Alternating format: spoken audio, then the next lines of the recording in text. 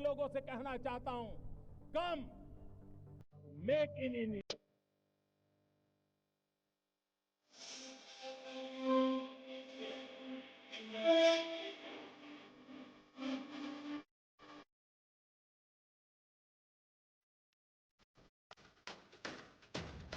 North east के राज्य सिक्किम में बीती रात आई बाढ़ से तबाही हुए भारी नुकसान के पीछे जो जानकारी अब तक सामने आ रही है वह यही है कि उसी इलाके में बादल फट गया और इतनी बड़ी तबाही मच गई। हालांकि हकीकत में इस तबाही के पीछे बादल का फटना नहीं है।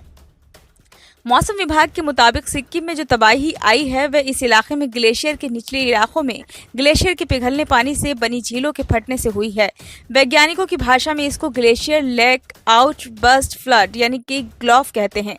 मौसम वैज्ञानिकों का मानना है कि जिस तरह से ग्लेशियर के निचले इलाकों में ऐसी झीलें बनी हैं वह इस तरह की आने वाले समय में और भी बड़ी आपदाएं पैदा कर सकती हैं। वैज्ञानिकों के मुताबिक जिस तरीके की घटना बीती रात सिक्किम में ग्लेशियर लेक के फटने से हुई है, ठीक उसी तरीके की घटना उत्तराखंड के चमोली में भी हुई थी। इसके अलावा 2013 में केदारनाथ त्रासदी के पीछे भी एक बड़ी वजह ग्लेशियर झीलों का फटना ही था। वहीं राष्ट्रीय आपदा प्रबंधन प्राधिकरण और केंद्रीय जल शक्ति मंत्रालय की ओर से इस तरह की खतरनाक झीलों की पहचान और उनकी मैपिंग करने तथा उनके फटने से होने वाली तबाही से बचने के लिए न सिर्फ दिशा निर्देश जारी किया गया बल्कि इस पर लगातार काम हो रहे हैं। केंद्रीय मौसम विभाग के महानिदेशक मृत्युंजय महापात्रा ने बताया कि सिक्किम में आई बाढ़ और मची तबाही किसी बादल के फटने से नहीं हुई है। उनका कहना है कि इस बाढ़ की वजह ग्लेशियर लेक आउटबर्ट फ्लड है। वे कहते हैं कि ये वह लेक होती हैं जो हिमालयन रीजन खास तौर से सिक्किम और लद्दाख के इलाकों में ग्लेशियर के नीचे वाले हिस्से में उसके पिघलने वाले पानी से बड़ी लेक के तौर पर तैयार हो जाती हैं। इन लेक में पानी बहुत ज्यादा जमा होता है और जब कभी ये पानी का जमाव फ्लड के रूप में अपनी सभी सीमाएं तोड़ देता है तो सिक्किम में जिस तरीके की रात को बाढ़ आई है वैसी ही तबाहियां मच जाती हैं।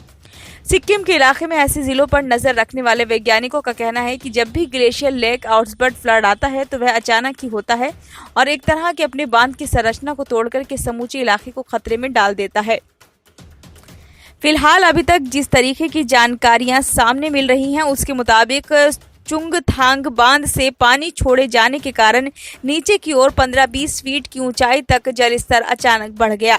इससे सिंगताम के पास बारदांग में खड़े सेना के वाहन प्रभावित हो गए हैं। 23 जवानों के लापता होने की सूचना है और कुछ वाहनों के कीचड़ में डूबे होने की भी खबर है।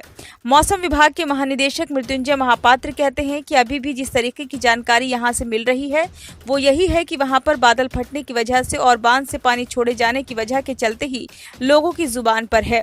हालांकि उनका कहना है कि ऐसे मामले में जिम्मेदार एजेंसियां लगातार मदद के लिए वहां पर मौजूद हैं। वह कहते हैं कि जिस तरीके से ग्लेशियर लेक आउटबर्ट हुआ और उसका पानी इतनी तीव्रता के साथ आगे बढ़ा कि मौजूदा बांध को अगर ना खोला जाता और भारी तबाही की संभावना बन सकती थी। वहीं अब तक की मिली जानकारी के मुताबिक सिक्किम में तबाही की खबरें आ रही हैं। उफनती तीस्ता नदी के कारण प्रमुख सड़कें और पुल बह गए हैं। इस बीच राष्ट्रीय राजमार्ग 10 समेत प्रमुख सड़कें बह गई हैं।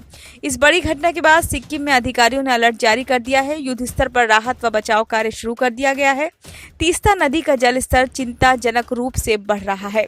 जानकारी के मुताबिक सिक्किम में लोनार्क झील के टूटने से बुधवार को कई इलाकों में अचानक बाढ़ आ गई। बताया जा रहा है कि सिक्किम में निचले इलाकों और तीस्ता नदी के किनारे रहने वाले लोगों को अचानक बाढ़ की चेतावनी दी गई है। सिक्किम में तीस्ता नदी का पानी बुधवार सुबह सिंगतम और रंगपू जैसे निचले इलाकों में घुस गया जिससे बाढ़ जैसे हालात बन गए। इसके अलावा तीस्ता नदी के बढ़ते पानी से प्रतिष्ठित इंद्रेनी पुल भी बह गया। ये पूर्वी सिक्किम में सिंगतम को दक्षिण जिले को आदर्श गांव से जोड़ता है। दूसरी ओर सिक्किम में अधिकारियों ने डिक्चू, सिंगतम और रंगपू जैसे इलाकों के निवासियों को सुरक्षित स्थानों पर पहुंचा दिया है।